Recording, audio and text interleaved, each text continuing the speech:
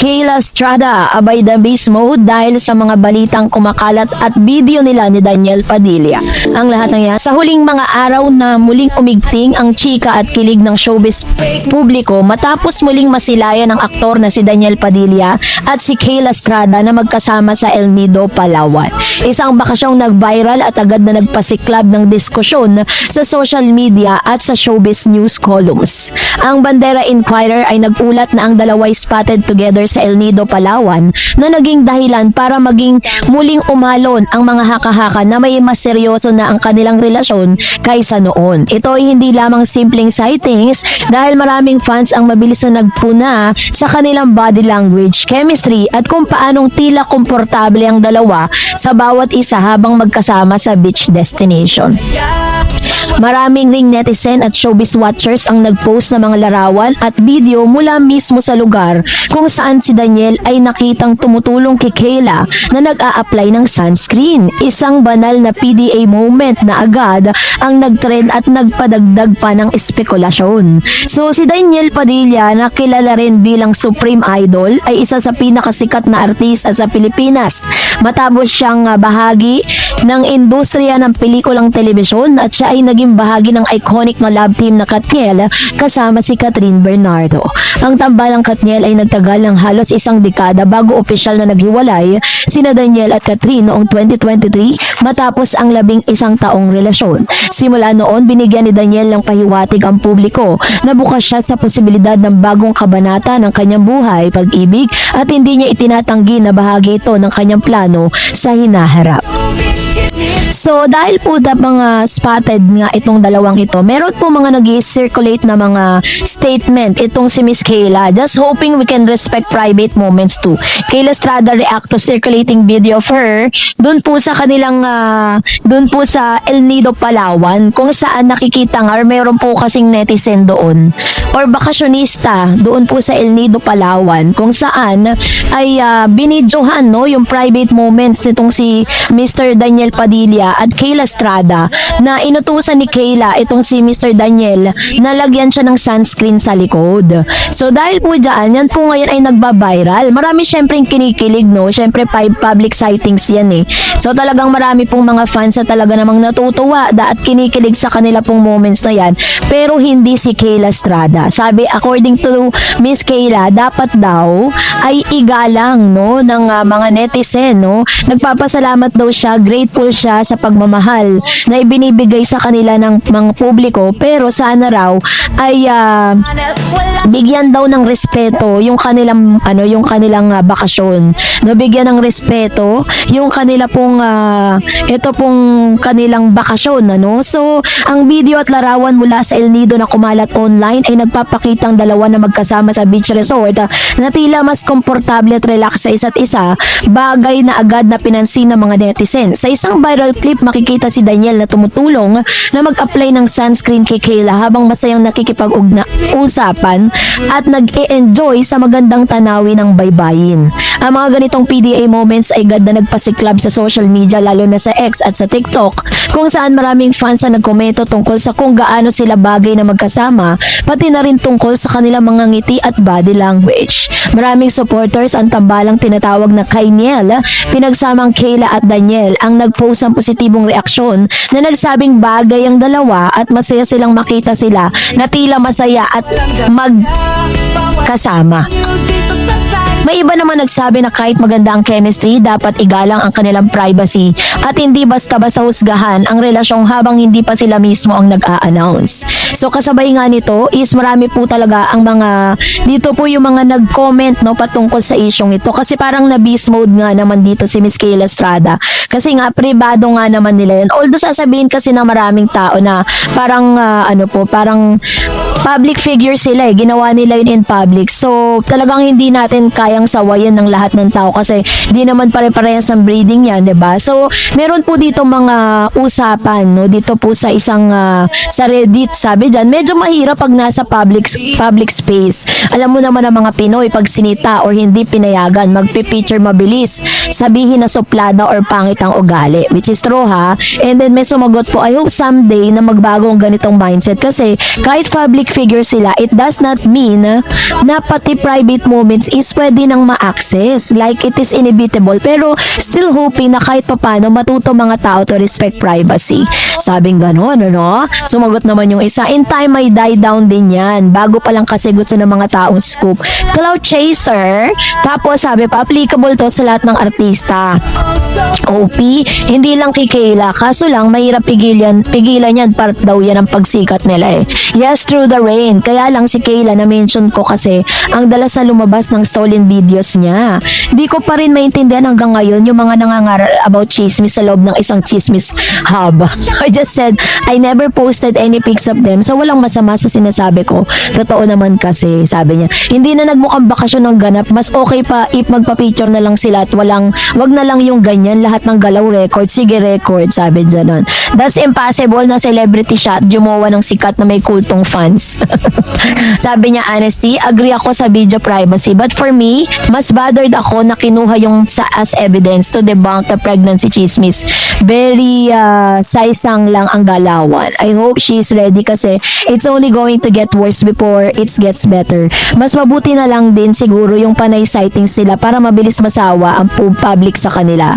So agree naman, pero at the same time nakakatawa din yung fan si Kayla, lol, hindi sanay. Sorry naman te, jumawa idol mo ng superstar at number 1 na may para social kulto and obsessed fans na kahit sa airport, immigration o sa harap ng bahay niya ay bumili lang ng kape, may video si Daniel. Kung si Kayla mag-isa, wala naman yan eh. Kulitin mo na lang siya sa DM na bakit yan pa ginawa. Kasi mukhang bothered ka palagi, lol. Nahiya ako sa diretsuhin, ayaw mo kay DJ, haha. Si Kayla by now, dapat aware na siya sa lahat ng galaw ng jowa niya. May video and pics kaya nadadamay siya dahil yaan mo kung iba na jowa niya, hindi naman ganitong reaction ng tao. Which is true naman, diba? Kasi parang nung ginawa niya si Mr. Daniel Padilla, kailangan ready siya sa mga ganitong bagay. Kasi ito yung ito yung mundo ni Daniel Padilla. Tama naman yung sinasabi ng ilang mga netizen na kung hindi si Daniel Padilla naging jowa ni Kayla, wala siyang ganitong mga sinasabing binibidyohan siya every now and then, diba? So, yun lang, parang medyo ang cringe lang na parang hindi sila makagalaw freely kasi feeling po nila laging may kamerang nakatutok sa kanila. Miss Jelly de Belen nagbigay ng kanyang statement patungkol sa issue ng pagbubuntis ni Miss Kayla Estrada. Ang lahat at ngayong araw, ito na pag-usapan natin dahil mainit-init na pinag-uusapan sa social media ang ilan sa mga kaganapan dito po kay Miss Kayla Estrada at Daniel Padilla. Sa kasalukuyang showbiz chika scene sa Pilipinas, isa sa pinakamainit na pinag-uusapan ay ang patuloy na samahan ni Daniel Padilla at Kayla Estrada.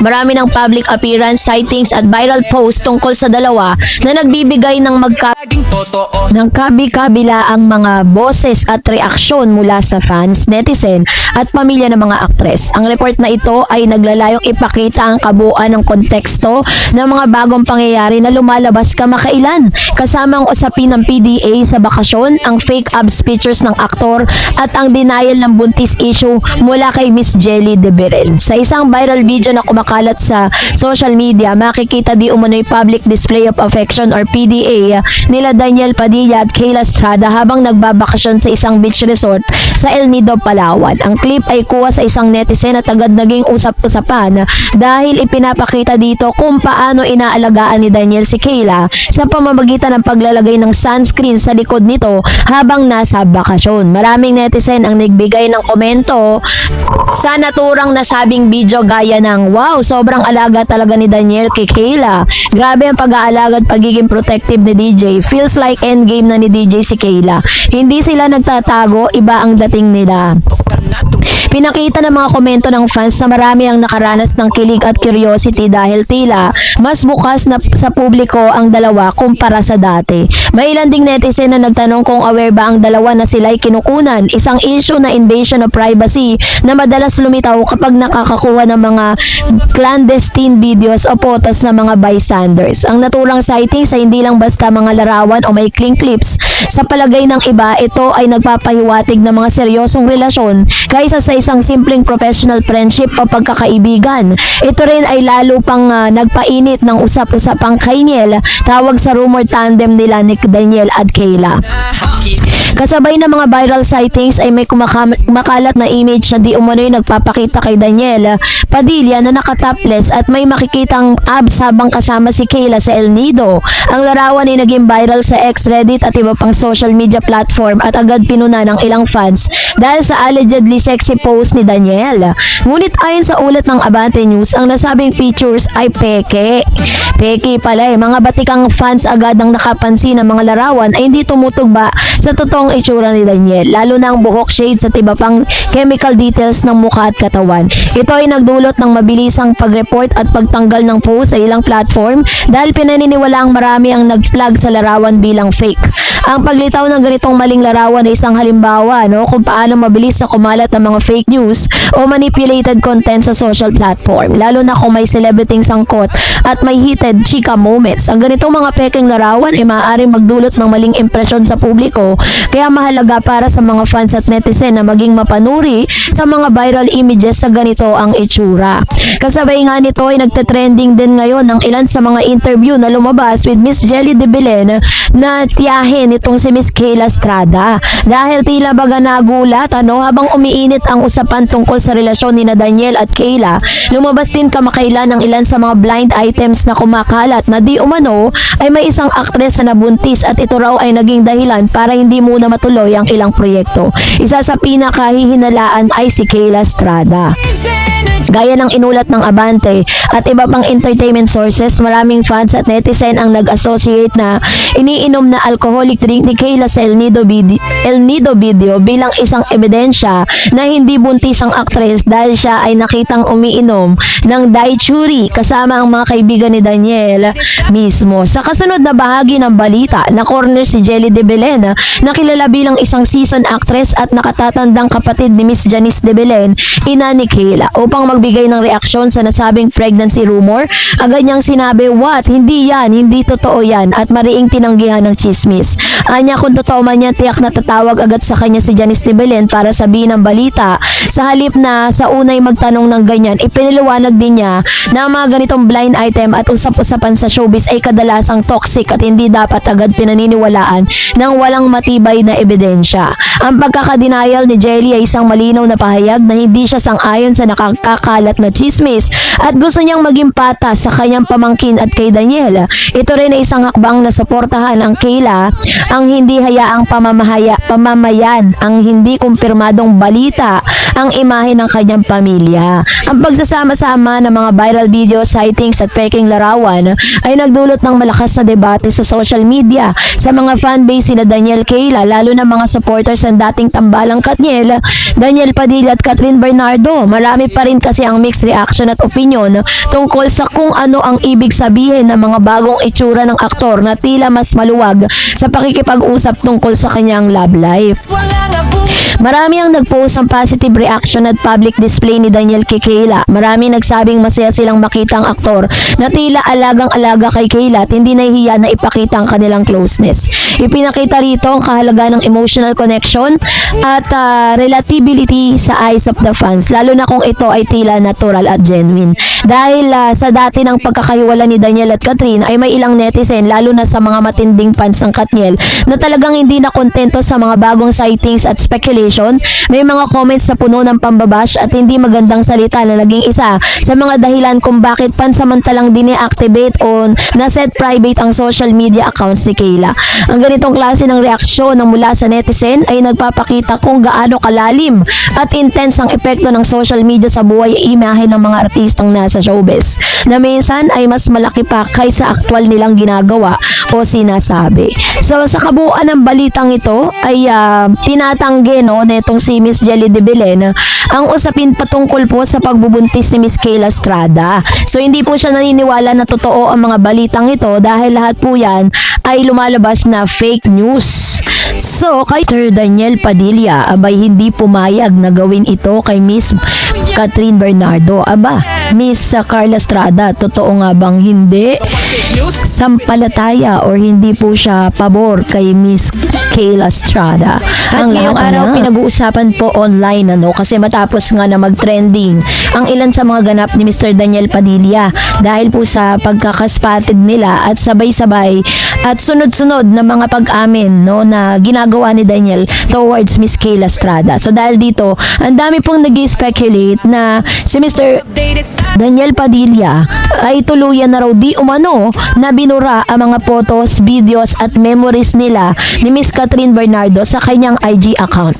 So para lang po linawin ang mga balitang ito, nakikita nyo po sa ating screen ay ang laman ng Instagram nitong si Mr. Daniel, which is the Supremo DP, na may verified check po ng Instagram. Nandyan pa rin po lahat ng mga mukha ni Miss Catherine, lahat po ng mga happenings, lahat ng mga memories nila ni Daniel Padilla, still intact pa rin po dito po sa Instagram account ni Mr. Daniel.